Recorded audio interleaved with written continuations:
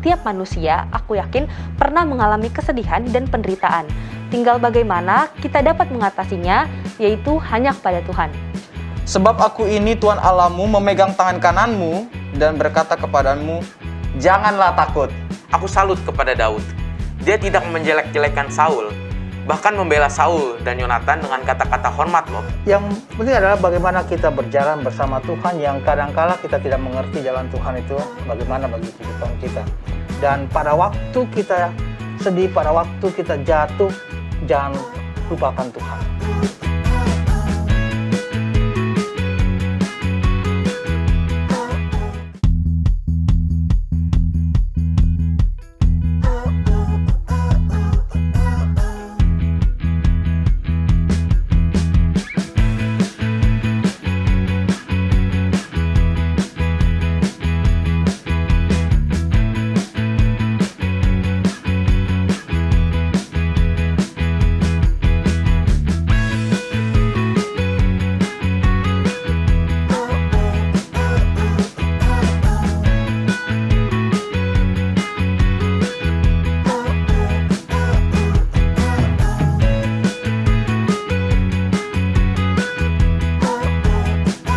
Halo teman-teman, apa kabar? Semoga hari ini menyenangkan.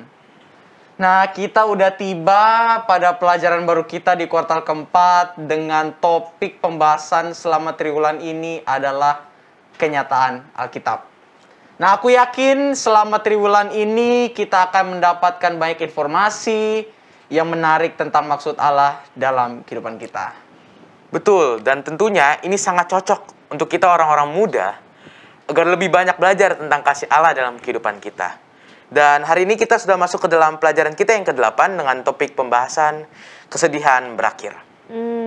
Ngomong-ngomong soal sedih nih, kita semua pasti pernah merasa sedih ya. Kira-kira kita pernah sedih gara-gara apa sih? Coba deh dari Noel dulu.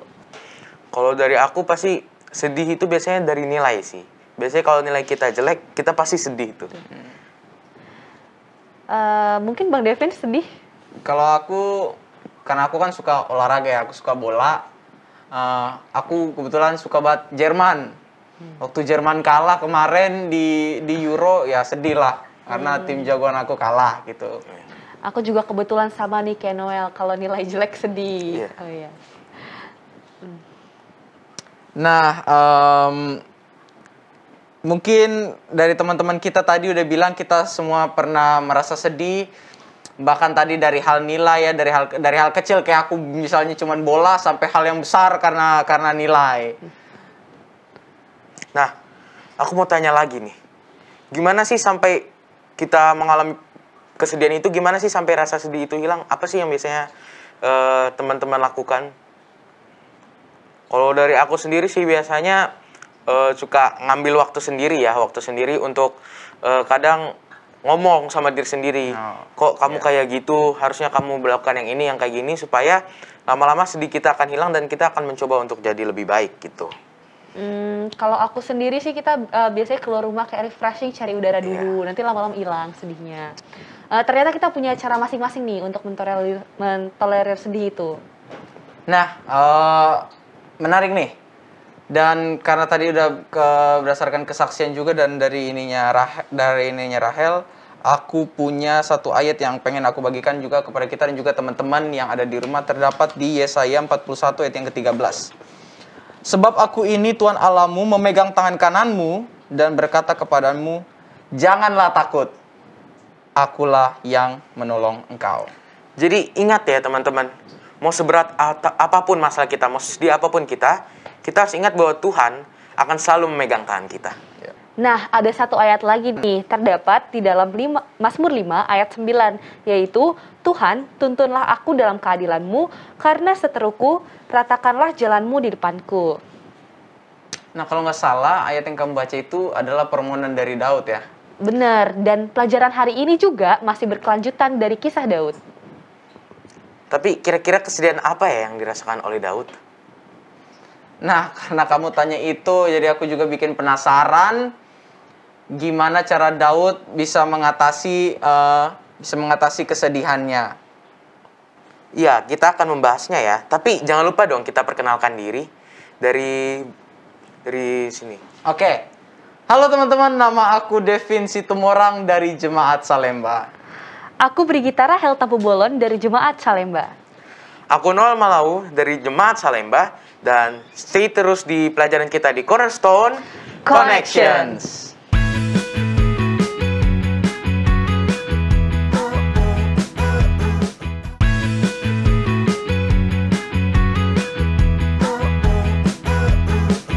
Kembali lagi di Cornerstone Connections. Program ini hadir untuk menuntun kamu kepada Alkitab agar dapat melihat kisah besar Allah dan manusia. Jika kamu mencari firman Allah yang benar, Cornerstone Connection menyajikan Alkitab dalam menantang kamu untuk menghubungkannya dengan kehidupan nyatamu. Nah, teman-teman, sepanjang triwulan ini tema besar yang akan kita bahas yaitu kenyataan Alkitab. Dan kita sudah masuk nih ke pelajaran ke-8 yang berjudul Kesedihan Berakhir. Ayat intinya pada pelajaran hari ini terdapat dalam 2 Samuel 1 ayat 11 dan 12. Aku bacain ya. Lalu Daud memegang pakaiannya dan mengoyakkannya, dan semua orang yang bersama-sama dengan dia berbuat demikian juga. Dan mereka meratap, menangis dan berpuasa sampai matahari terbenam karena Saul, karena Yonatan, anaknya, karena umat Allah, dan karena kaum Israel, sebab mereka telah gugur oleh pedang. Wah, dari ayat pelajaran kita pekan ini kita dapat sedikit bocoran nih tentang kesedihan Daud karena kematian Saul, Yonatan, dan kaum Israel. Nah, tapi teman-teman, gimana sih ceritanya sampai si Saul, Yonatan, dan kaum orang Israel ini bisa gugur? Kalau kita baca pelajaran kita yang kita ambil dari 1 Samuel 29 ayat dan sampai 31, di situ ceritakan bahwa ada perang nih antara orang Israel dengan bangsa-bangsa lain.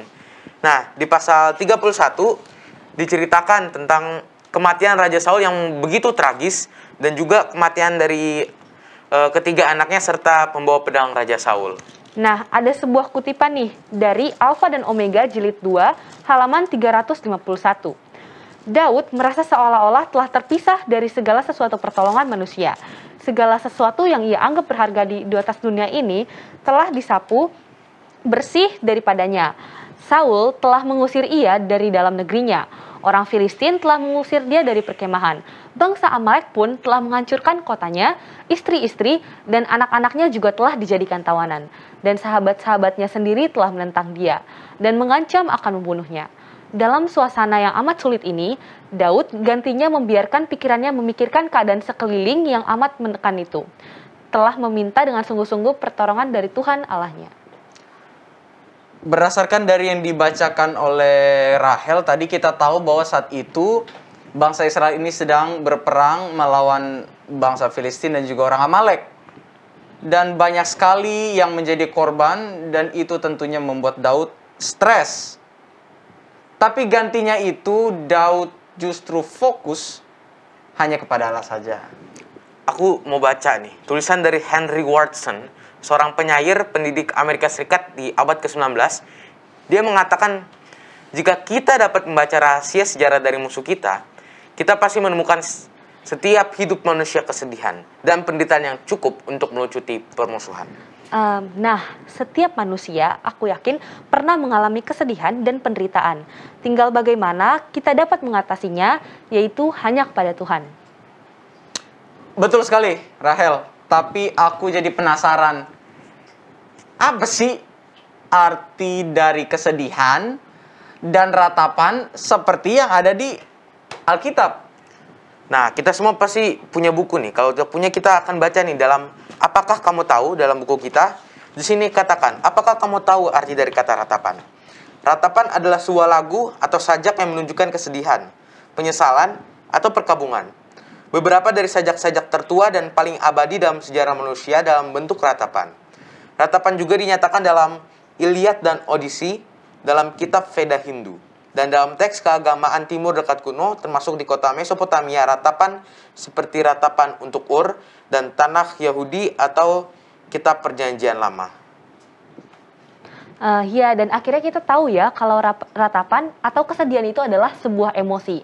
Sama seperti pelajaran pada hari ini, di mana Daud menunjukkan kesedihannya.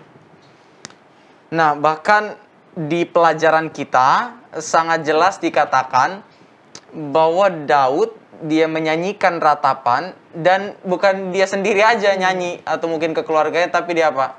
Diajarin juga ke Bani Yehuda.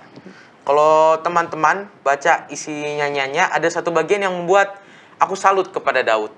Dia tidak menjelek-jelekan Saul, bahkan membela Saul dan Yonatan dengan kata-kata hormat loh. Nah, teman-teman, aku mau tahu nih, pendapat kita semua tentang yang ditulis di buku Cornerstone kita di Apakah Pendapatmu? Nih, aku bacain. Manakah yang lebih kamu sukai, awal dari salah satu perjalanan atau akhirnya? Untuk aku sendiri, aku lebih suka awal dari perjalanan.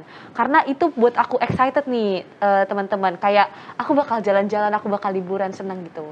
Mungkin dari Noel sendiri ada pendapat? Kalau aku berbeda nih dari Rahel, aku lebih suka akhir dari perjalanan. Karena biasanya dalam perjalanan, kita akhirnya itu membuat kita menjadi lebih lega gitu. Iya benar. Kita akan lebih enjoy kalau sudah di akhirnya gitu. Oke, ada satu pertanyaan lagi nih. Apakah kamu mengingat suatu waktu khusus yang penuh pencobaan dalam kehidupan kamu yang kamu benar-benar rindu segera berakhir? Apa yang kamu pelajari dari pengalaman itu? Untuk pertanyaan ini mungkin Bang Devins bisa nih. Oke, kalau aku ya, ada pencobaan yang pengen cepet-cepet berakhir. Aku ingat aku kelas 1 SMA. Aku kelas 1 SMA lagi bermain, tapi waktu pagi-pagi sebelum diantar, aku ingat orang tua aku bilang, cepet ya pulang nanti. Tapi aku malah nggak mau. Aku pulangnya telat dan aku main basket. Tapi main basketnya ini agak lain, teman-teman. Aku berusaha ngegantung di ring itu. Yang pertama bisa, yang kedua saat baru mau gantung licin. Saat licin jatuh tangan, pas aku bangun, lah tangannya udah nggak pada posisinya, udah miring ke samping tangannya. Aku lihat, ya ampun, tangannya miring ke samping. Itu aku nyesel banget, pengen cepet-cepet berakhir karena itu sakitnya juga lumayan luar biasa dan pengen cepet-cepet berakhir. Dan tadi juga ditanya apa yang kau pelajari dari pengalaman itu? Ya, menurut aja kata orang tua ya, adik-adik di rumah dan teman-teman, kalau udah disuruh orang tua pulang, ya pulang aja udah. Itu aja sih. Berarti selain pencobaan ada juga kesedihan di dalamnya ya? Iya benar banget, Rahel. Tadi kita udah diskusi bareng-bareng. Sekarang ada beberapa poin yang menurut aku kita akan kurang dapat. Nah, kita mungkin bisa minta nanti ada pendeta Beni Tambunan untuk membantu kita. Oke teman-teman, kita akan diskusi lagi bersama Pak Pendeta. Jadi jangan kemana-mana ya, tetap di Cornerstone Connections.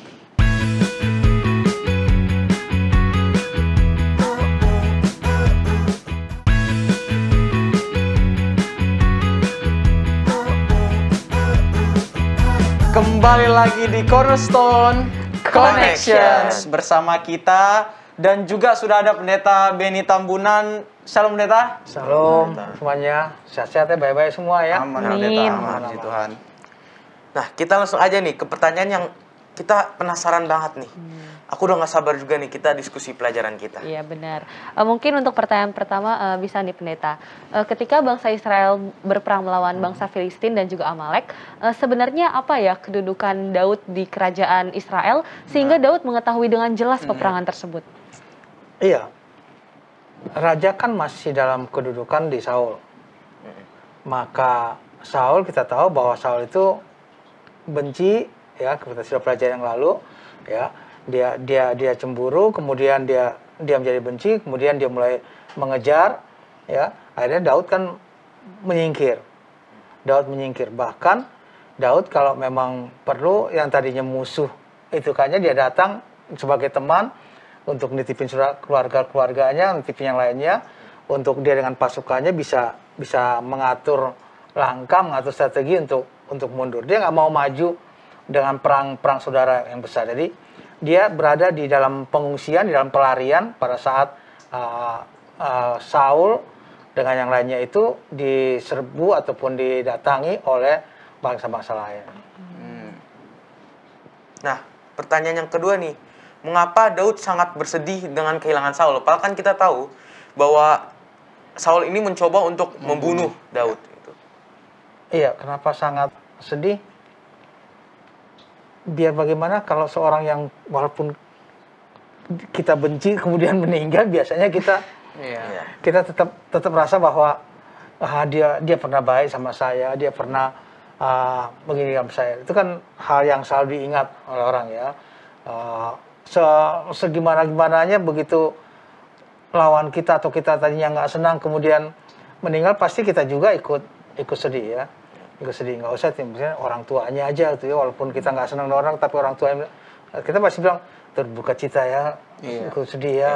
Itu baru ini ya, apalagi memang sudah kenal. Jangan lupa Daud itu bukannya asing di istana, bukan asing kan. Dia datang, dia main kecapi, dia menghibur, dia teman dekat dengan Jonathan dan lain sebagainya. Kemudian pada waktu dia dengar bahwa Saul mati, walaupun dia dalam posisi dikejar-kejar pada waktu itu, tentu dia merasa sedih, apalagi dengan berita juga Jonathan juga, kemudian banyak juga yang lainnya menjadi korban pada waktu itu. Thank you pendeta. Ini ada pertanyaan lagi nih. Ini pertanyaannya. Mengapa Daud dia menyerahkan keamanannya dan para pengikutnya di tangan musuh? Iya, kalau Daud pertama-tama rasakan bahwa dia dikejar, dia apa semua, dia lari kan ya. Dia lari, kemudian dia mau kemana inikanya, akhirnya dia berteman dengan musuh, dengan bangsa yang jadi lawan ataupun musuh daripada bangsa Israel. Ya, jadi dia lari sana, dia minta perlindungan. Kan waktu tanya, ngapain kamu gini? Enggak, saya hanya datang dengan damai, mau bawa ini, kemudian dia titipkan dan lain sebagainya.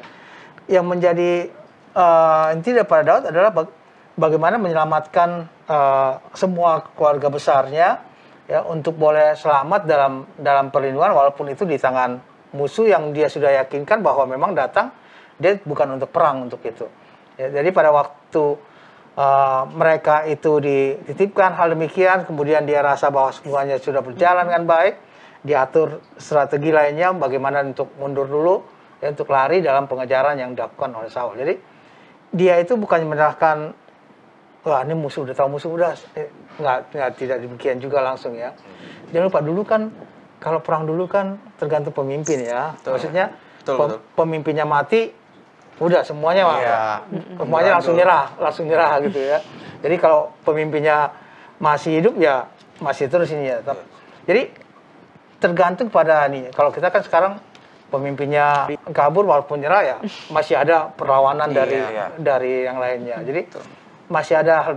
Dulu memang sudah keadaan demikian, maka Daud itu cari selamat juga dalam hal ini. Sebabnya pada waktu dia mendengar mati dan lain sebagainya kan kesedihannya double, mungkin kesedihan yang sangat, pelajaran kita pada saat ini, kesedihan yang sangat itu akhirnya dia tahu bahwa sebenarnya mesti lari pada Tuhan ini ya, mesti lari pada Tuhan, bukan kepada orang lain, bukan kepada siapa-siapa, tapi lari kepada Tuhan, minta perlindungan, minta kekuatan daripada Tuhan.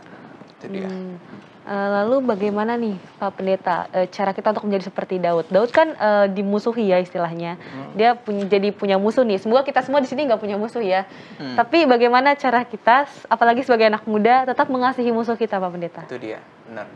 Iya, Daud melihat bahwa dia lebih menyerahkan hidupnya kepada Tuhan. Begitu dia melihat segala sesuatu, walaupun dia seringkali jatuh, dia lupa Tuhan ya, dia anggap semuanya bisa sebagainya dan lain-lainnya. Tapi pada waktu dia jatuh, kemudian dia ingat Tuhan, dia datang pada Tuhan. Itu sebabnya Tuhan juga kan berapa kali memberikan pengampunan kepada dia kalau kita baca perjalanannya ya. Walaupun dosa-dosa lainnya ya dikasih diampuni karena dia memang mengakui. Dia mengakui. Jadi untuk kita ini mungkin kita harus melakukan suatu hal yang semuanya ini saya serahkan sama Tuhan. Semuanya ini biar Tuhan yang lakukan dan sebagainya ya, biar Tuhan yang kalaupun kita musuh kita lainnya biar Tuhan yang membalas dan lain sebagainya, bukan dari kitanya. Yang penting bahwa kitanya tidak harus kita rasakan bahwa kita nggak punya musuh sebenarnya gitu. Harus kita rasakan dan kita buat bikin memang kita tidak punya musuh. Ya, kalau orang lain yang tidak senang kita sudah berusaha untuk ininya ya biar urusan dia untuk, tapi secara damai kita dengan Tuhan, damai juga kita dengan teman-teman kita. Oke, pertanyaan selanjutnya seperti ini. Kita kan tahu cerita tentang Daud ini. Dia bangsanya kalah, dia kehilangan keluarga, bahkan dia kehilangan sahabatnya sendiri, Yonatan, yang mati di peperangan itu. Nah, itu udah seakan-akan jatuh tertimpa tangga, sudah jatuh tertimpa tangga lagi. Apes lah gitu pendeta. Iya. Apes. Jadi, bagaimanakah cara kita agar bisa bertahan sama seperti Daud yang alami? Iya, jatuh kepleset. Itu juga bagian. Tapi kan pada waktu itu kan akhirnya dia tadi kesaksian bahwa ada sadar bahwa iya udah suruh pulang kok ya. Iya.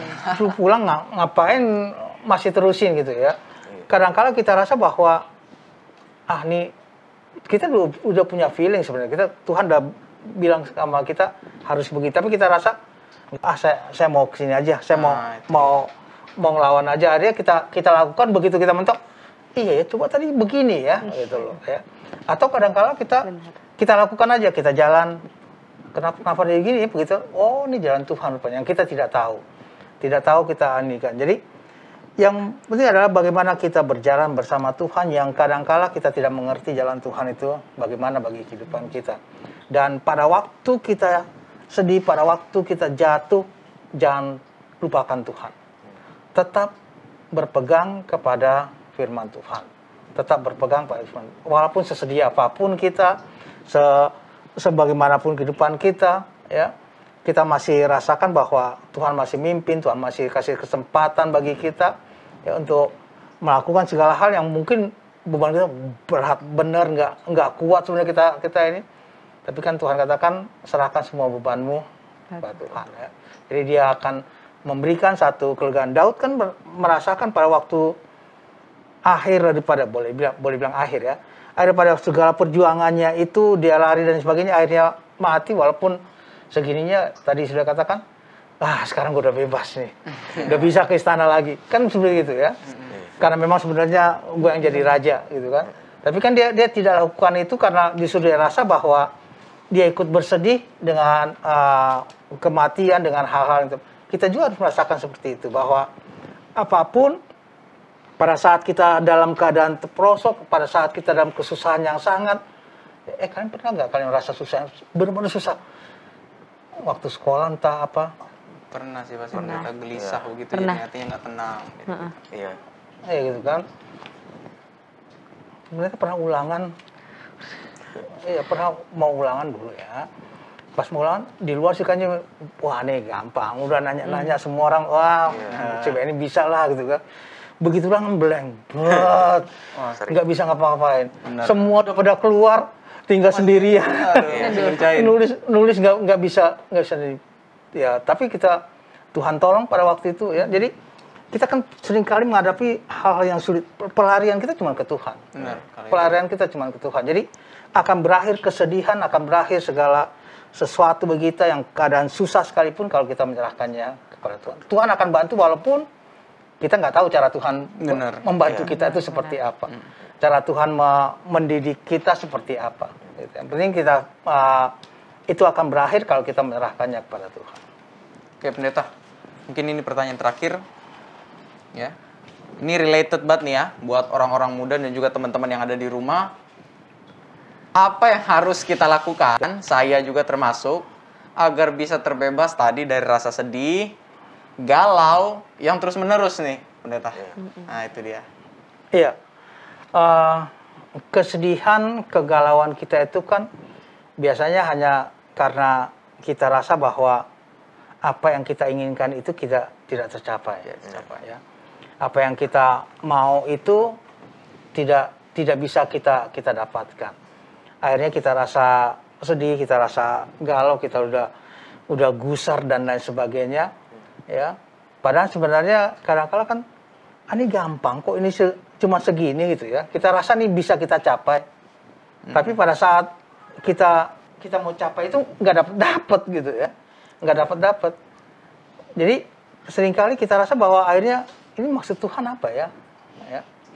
Maksud Tuhan apa? Ini jalan Tuhan apa gitu? Padahal jalan Tuhan mungkin kita tidak tahu pada saat itu ada maksud Tuhan yang terbaik bagi kita. Contoh sekarang lah, apa sih maksud Tuhan dengan pandemi yang ada? Iya kan? ngapa sih sekolah nggak bisa sekolah, tiba-tiba kita harus pakai online ya, pakai online. Bayangkan UP jauh-jauh pakai online ya. Bayangkan kalian sekolah tiba-tiba udah tahun kedua nih masih online gitu kan, apa semuanya. Gimana caranya, dulu nggak pernah kita kebayang akan online kan, nggak pernah kita kebayang akan online. Begitu kejadian ini nanya sebagai kita, oh maksud Tuhan ini sebenarnya bagi kita. Satu pihak kita harus jaga kesehatan kita dengan baik, Itu dia. jaga makanan kita, jaga tubuh kita dengan baik. Di lain pihak juga Tuhan kasih jalan keluar. Oke, ini masih ada nge-Zoom loh, ini ada online lainnya dengan macam-macam yang lainnya. Pengetahuan kita juga tambah dengan teknologi yang ada dan lain sebagainya. Yang dulu kita rasa bahwa teknologi itu bagian. Sekarang mungkin kita udah mulai terbuka.